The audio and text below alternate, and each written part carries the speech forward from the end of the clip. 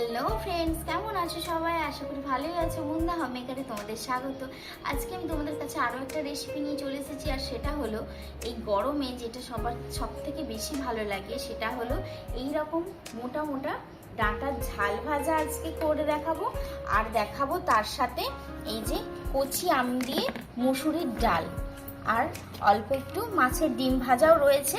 আর তার আগেই আমি এখানে দেখো ডাঁটাটাকে পরিষ্কার করে এইভাবে কেটে নেব। এখানে ডাঁটাটা পরিষ্কার করে ধুয়ে জল দিয়ে ধুয়ে রেখে দিয়েছি। আর এখানে ডাঁটার ঝালের জন্য লাগছে আমার এদিকে পেঁয়াজ কুচানো, টমেটো, আর এখানে নিয়ে নিয়েছি সাদা সর্ষেটা একটু জল দিয়ে মিক্সিতে পেস্ট করে নেব। এখানে মাছের ডিমটা ভাজতে দিয়ে দেওয়া হলো। আর এদিকে মুসুরির ডালটা এই যেখানে সেদ্ধ করতে দিয়ে দিচ্ছি। এদিকে ততক্ষণে মসুর ডালটা সেদ্ধ হোক, আর এইদিকে কড়ার মধ্যে এখানে পেঁয়াজ ডাঁটার ঝালের জন্য এখানে কড়ার মধ্যে প্রথমে পেঁয়াজটা দিয়ে দিলাম। এখানে পেঁয়াজটা একটু ভাজা ভাজা হয়ে যাওয়ার পরেই এবার ডাঁটাটা তুলে দিলাম।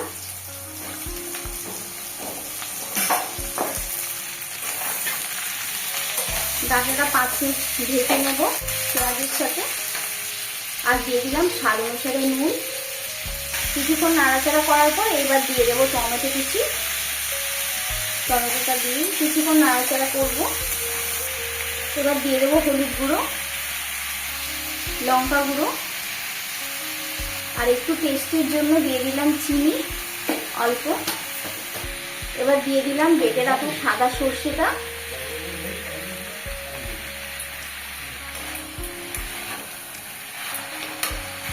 এবার মিক্সিতে দেওয়া জলটা, মশলাটা ভালোভাবে ধুয়ে পুরো জলটাই দিয়ে দিলাম। এবার ভালোভাবে মশলাটার সাথে ডাঁটাটা পুরোটাই ভালোভাবে কষে নেব।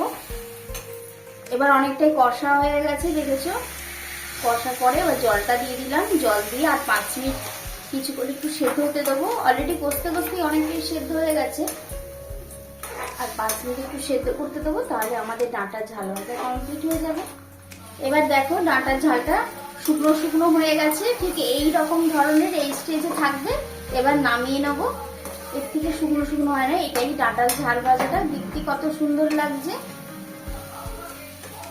এবার কড়ার মধ্যে তেল দিয়ে এবার মসুরির ডালটা করে দিয়ে নেব। তেলের মধ্যে দিয়ে দিলাম তেজপাতা, শুকনো লঙ্কা আর কালো সর্ষে। এবার এটাকে ফোড়ন দিয়ে আর নুন দিয়ে দিলাম স্বাদ অনুসারে। এবার ছোট আমগুলো কেটে রেখেছিলাম, এগুলো দিয়ে দিলাম।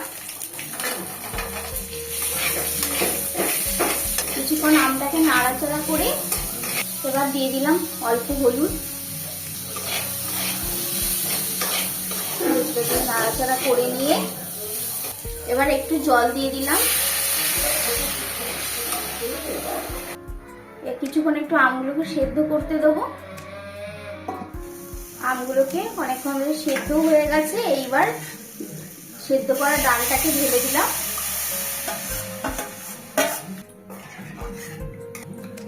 আরো একটু জল দিয়ে দেবো। জল দিয়ে কিছুক্ষণ ফুটতে দেবো ডালটাকে, তাহলে আমাদের ডালটা হয়ে যাবে। দেখো ফাইনালি খেতে বসে গেছি। এখানে কি কি রয়েছে আজকে মা দেখো কি কি করেছে। এখানে দেখো এই যে কচি আম দিয়ে মুসুরির ডাল, আর এখানে মাছের ডিম ভাজা, আর এদিকে রয়েছে এখানে দেখো ডাঁটার যে ঝাল ভাজা যেটা বলেছিলাম, আর এখানে রয়েছে এই যে একটা ডিমের অমলেট, আর এখানে আলু সেদ্ধ কাঁচা লঙ্কা দিয়ে সর্ষের তেল দিয়ে মাখা হয়েছে। তো আজকে এরকম হালকা মশলার মধ্যে করা হয়েছে। তো এই গরমে তো সেই জন্য এইরকম হালকা মশলার মধ্যে মাঝে মাঝে খেতেও ইচ্ছে করে। আর এই কচি আমের ডালটা তো খেতে খুব ভালোই লাগবে গরমেতে। তো প্রথমেই একটু ডালটা দিয়ে মাখিয়ে খেয়ে দেখি কচি আমটা।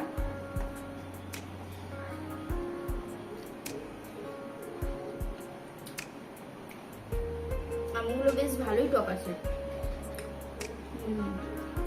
খেতে খুব সুন্দর লাগছে।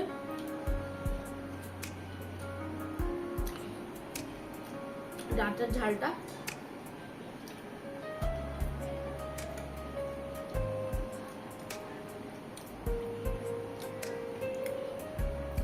একদম মাড়ি ভর্তি, ভেতরে ডাঁটার ভেতরটা খুবই সুন্দর লাগছে খেতে।